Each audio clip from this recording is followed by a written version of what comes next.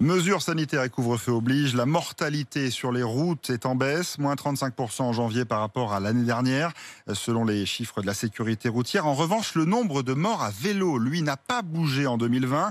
182 cyclistes ont perdu la vie sur les routes, 10 pour le seul mois de janvier cette année.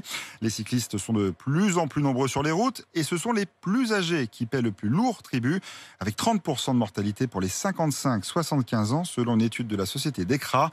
Un reportage à Lyon signé Lucine Lorgue. À plus de 70 ans, Véronique est une habituée du vélo en ville. Elle a déjà eu un accident sans gravité, mais elle a du mal à être attentive à tous les dangers. Il faut se méfier de tant de choses qu'en fait, il y a forcément une chose qu'on va oublier. Des fois, on fait des bêtises malgré soi, c'est-à-dire qu'on ne regarde pas. Moi, je ne regarde pas parce qu'en fait, j'arrive pas bien à me tourner.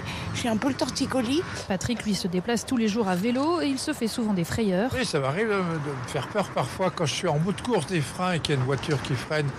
Brutalement, ça peut m'arriver. Sur route mouillée aussi, ça glisse plus. Pour Geneviève Laferrère de la Fédération française des usagers de la bicyclette, le port du casque devrait être encouragé pour protéger les seniors plus vulnérables à vélo. En clair, les réflexes, plus on prend de l'âge, sont ralentis.